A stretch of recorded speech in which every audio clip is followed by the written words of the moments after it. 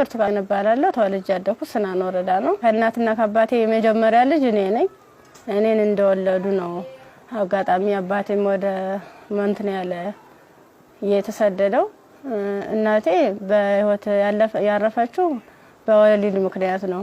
ከዛ በኋላ ምንድነው የተደረገው? አያቴ ጋር እንዳድግ ቆየው። ከአያቴ ጋር እየኖርኩ ያለ 8 አመት ሲሞላኝ ትንሽ እሷንም ይቸግራታል። እባካችሁ ልጅትን ለሰው ልስጥ እና ፈልጉልኝ ምናምን ትላቸዋለች እሷ ማለት ነው አያቴ አሉ። በ8 አመት ያስወጥተው ወሰዱኝ። ከዛ እሱ የሁለት ልጆች አባት ነው፣ አንድ ሴትና አንድ ወንድ እና እነሱን እያሳደኩኝ ልብስ የምሳጠብ የልጆችን ማለት ነው ካልሲ ያጥባለሁ፣ ወጥ እንድሰራ ሙያ እንድለማመድ እነሱ እያበረታታችኝ ሴትዮዋ ኢቭን በዓላት ራሱ ሲኖር ማንኛውንም ነገር ሲኖር ለልጆቹ ልብስ ሰርፕራይዝ ይገዛላቸዋል አውደ አመት ምናምን ሲመጣ። እኔ ደግሞ ሴትዮዋ ከምትለብሰው ልብስ ተቀድና ጣጣጣፋ ጥንጥዬ ነበርኩ። እንትን ብላ በመኪና እንኳን አይሰፋም፣ እቤት ነበር በመርፌ ተሰፋው ነበር።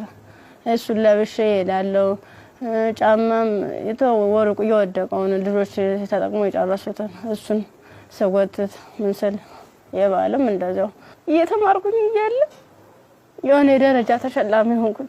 እስከ 8 ደረስኩ። ከ8ኛ ክፍል በኋላ የሆነ ስራ ምቢት ልብስ የሆነ እየጎረመስኩ ስመጣ ስራው እያያዘኝ ትምህርቱም እያያዘኝ እየከበደ ሲመጣ ስራዬን ለዲቱ ሙሉ ሰዓት አንተደላለሁ አልተኛም ነበር። 24 ሰዓት ነበር። ከዛ ዩኒቨርሲቲ እንታ 12ኛ ክፍል ጨረስኩ። 12ም ያው 392 አመጣው። ውጤት ከመጣ በኋላ ወደ ዩኒቨርሲቲ ተመደብኩኝ።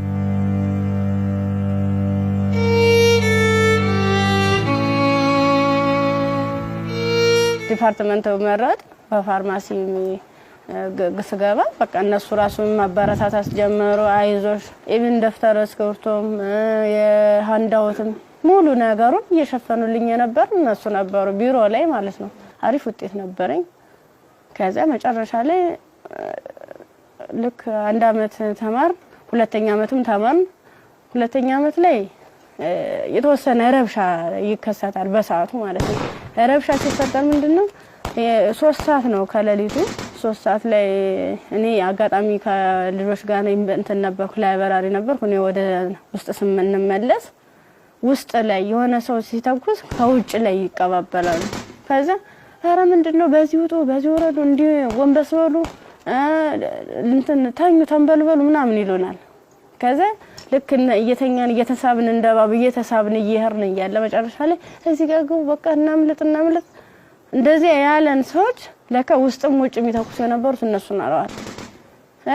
ውጭ ላይ ስንል ምንም የተቀለብስ አለበሱ።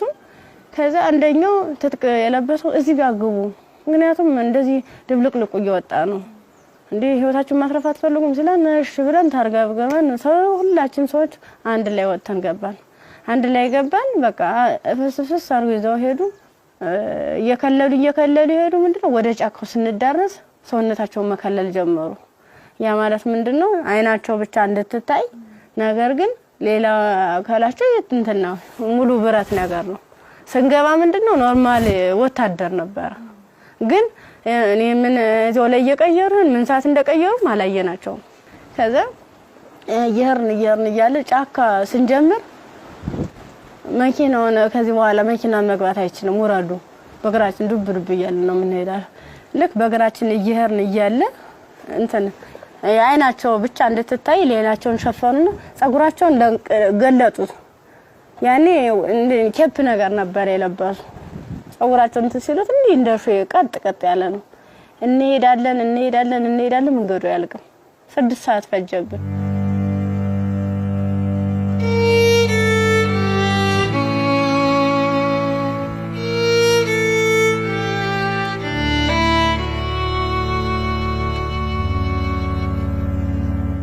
መረስ አይቀርም። ስንደርስ ምንም ነገር የለም፣ ቤት የለም፣ ምን የለም። በቃ የሆነ ሜዳ ነገር አለ፣ ትክክለኛ እንትን ማለት ነው፣ አረንጓዴ ነገር አለ። እዚህ ጋር ስፖርት ስሩ፣ ይሄንን ስልጠና መውሰድ አለባችሁ፣ በዚህ ነው አሁን ያመጣናችሁ። ምንድነው እናንተን ፈልገናችሁ ነው በቃ ለትጥቅ ስለፈለግናችሁ ስልጣናዎችን መውሰድ አለባችሁ መማር አለባችሁ ከዛ ሳናቸው ይዋን እያደር ትንፍስ እንዳትሉ እና ዳቦ ሲሰጡ እንደ ዳቦ ነው እንደ ንስ እያሉ ነው እንደዚህ የሚወረውሩልን ማለት ነው አይጠጉንም ሁሉ ከዛ እየወረወሩልን እያነሳን እንበላለን ያው ሆድ አይደለም ይርበናል ምን ጠጣው ውሃ ስናጣ ደግሞ በለበስነው ልብስ እየዘፈዘፍን ምንጭ ነገር እናገኛለን ወራጇ ዝም ብሎ ቆሻሻ የተገደበ ነገር እናገኛለን እሱን ልብሳችንን እንዘፈዝፍና እንዲ ለመጥለቅም ስለሚቀፍ ልብሳችንን ዘፈዝፍና ልብሳችን እየጨመቅን ነበር እንደዚህ ያንጠፈጠፍን ነበር ልብሳችን እየመጠጥን ምንጠጣ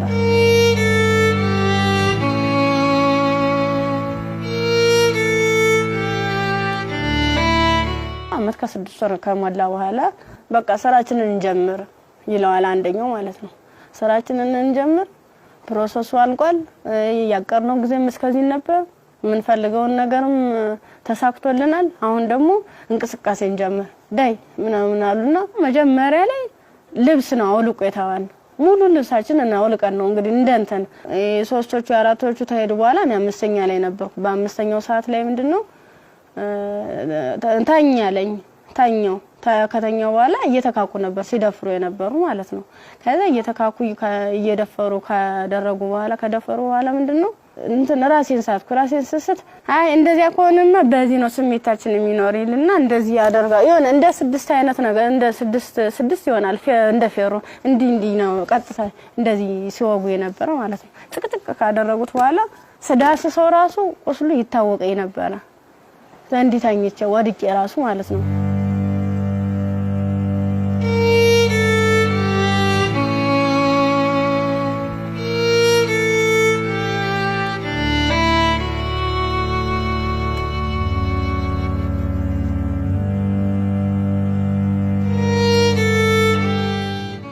ካንገተ በላይ ደግሞ እንትን በምንድነው ጭንቅላቴ ነው ሁለት ሲመታኝ የኛው ተከፈተ ጭንቅላቴ ማለት ነው እንደዚህ ያድርገዋል ማለት ነው ሌላስ ምን ይሻላል ከዛ የሆነ ሚንትን የሚልም ነገር አለ ቢላ ማለት ነው በሱ ይፈቀፍቀዋል ጻጉሬን ማለት ነው ሲፈቀፍቅ እየደማ ነበር በዚህ ሚተለትላሉ እንደምላጭ አይነት ነገር ይዘዋል ይሄ ሁሉ ትልትል ነው ይሄን ማህፀኔ ከተጨቀጨቀ በኋላ ምን ማለት ታውስ ሜትጣል ምን ሆነ ግን ምንድነው በስድስተኛ ቀና በየንተሰል ምንም ነገር የለም ከጎኔም ሬሳለ ከጎኔም ልጅ ተርትላለች በቃ ከሷ የተሻልኩ ስለሆነ የለበስኩትን አረቄን ልብስ ሙሉ ጫርጊያው ልቄ እንትን አሰርኩት ተንትኑ ጋር አጣብቂያ አስሬ እየጎተትኩ ያ ማለት ምንድነው እኔ ሙሉ አካል ስላለኝ ነው ያንስ አድርጌ ነበር እየጎተትኩ ይተላቀስ ርያል በቃ አርቃንሽን ሆነሽ በጣም ነው የሚያሳዝነው ቁምጣ ነበረችኝ ቁምጣዬን ደግሞ ያላስለብሰኝ አለ ቁስሉ ማለት ነው እንዲ ክፍቱን አርጌ ልብሴን ግን ሙሉ ቃኔን ለሷ ለበስኳት የለበስኳት አንድ ቀሚስ ነበርና ቁምጣ ከስር ለብሼ ነበር የለበስኳት ልብስ በቁምጣዬ ማሰር አልቻልኩም አውልቄ ሁሉ ሞክሬያለሁ ሙሉ ደም ማለት ነው ከዛ በሷ አሰርኩና የወተትኩ ሰል ገሩ ይመጣሉ በሰዓቱ ማለት ነው ከዛ እንዲታ ያንዘላዘሉ እንትን ብላ እንደዚህ ተሸክሙ ያንዘላዘሉ ይዘዋት ይሄዳሉ ሀይዟ ሲሄዱ እኔ አልሰማማ እንትን አለልም በቃ እንዳንችልስ አንችልስ ገላጌ ተገኘ ብላኝ እኔ እንጂ ይብለኝ ደህል እንዴ በጣም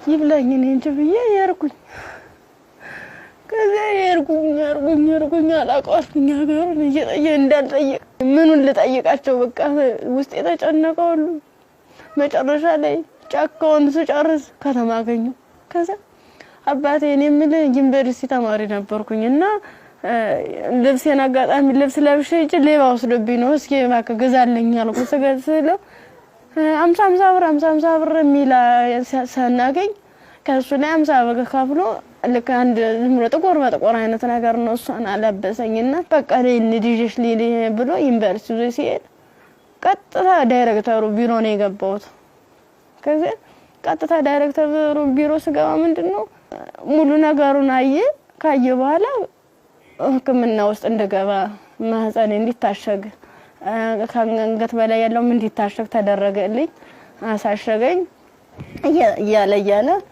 በቃ ሰለቹኝ ማለት ቁስሉም ሊድን አልቻለም። እነሱም ካቅማቸው በላይ ሆነ። እኔ አማራጭ ምንድነው ዩኒቨርሲቲው ትምህርት ቤቱ ፊት ለፊት መለመን ጀመርኩኝ።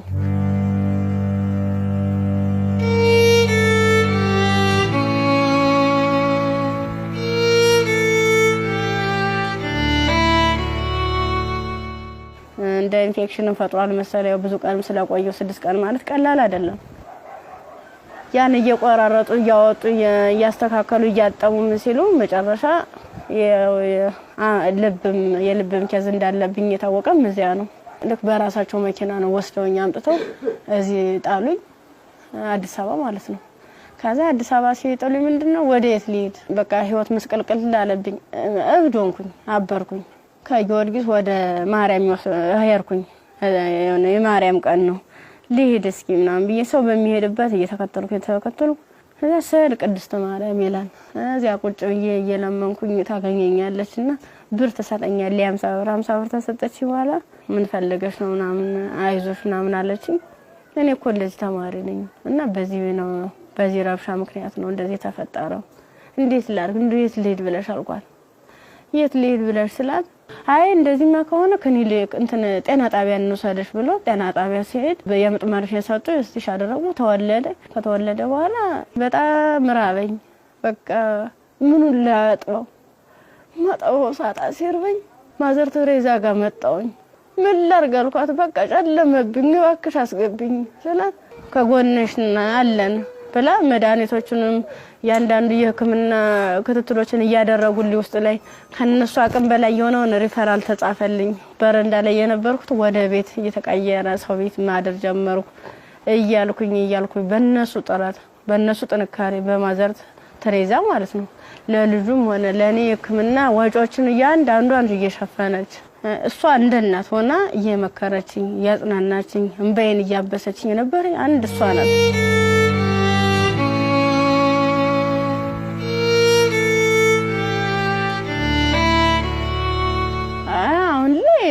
በጣም ከባድ ነው። ልጁም ከፍ እያለ ሲሄድ ጡት በማጥዋት በሚችልበት ሰዓት እየደከመኝ እያመመኝ ትንፋሽ ማጠር በቃ ድክም ይለኛል። መንቀሳቀስ አልችልም ያን ያክል ማለት ነው። ብዙ መድኃኒቶችን ነው የምወስደው። የሚዋጥ መድኃኒት አለ፣ መርፌ አለ እና እነሱን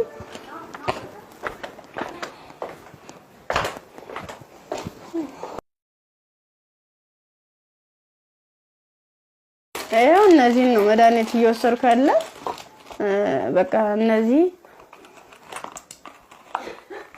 የሚዋጥ መድኃኒት አለኝ፣ መርፌ አለኝ። ይሄን ነገር ነው እየወሰድኩ ያለው እና ይሄን መድኃኒት ስወስድ ደግሞ ለኔ የሆነ ማለት ምግብ ያስፈልገኛል። ምበላው መጠጣው የለም መታየት ነው። ደረቅ ኮቸሮ ነው። አሁን ቅድም እንደውም ሳዘጋጅ ነበር ኮቸሮ እዚህ አለ ዘፍዝፌ ነው የነው ያለው። አሁን የራስ ብሏል። የዘፍዝፌው ስለቆየው ቅድም ነው እናንተ ቀረጻ ያዘጋጃችሁ ያለ የዘፍዘፍ ማለት ነው። የዘፍዝፍ ካለ በኋላ ለልጅ ምንድነው ፍትፍት አድርጌ እኔ የምበላታለሁ እሱም የሚበላት ይችል ነው እና ሙዝ ምናምን እገዛለታለሁ። ብስኩት መጠለያ ያስፈልገኛል። አሁን ያለበት ቤት ስፖንሰር አንድ ወር ከፍሎልኝ ነው ሄደ። ሌላውን ግን እየለመንኩ ነው ውጭ ላይ ማለት ነው። የሆነ ነገር የልጅውን ወደ 3 ወር አለፈው ሰው እንድንቆጣጣው ማለት ነው። መታጠቢያ ሰዓት የለም ብቻ ቃላት የለኝም። በቃ ይድረሱልኝ ምን አንድም በቃ ወደ ምን አይነት ህይወት ነው የሚኖረው?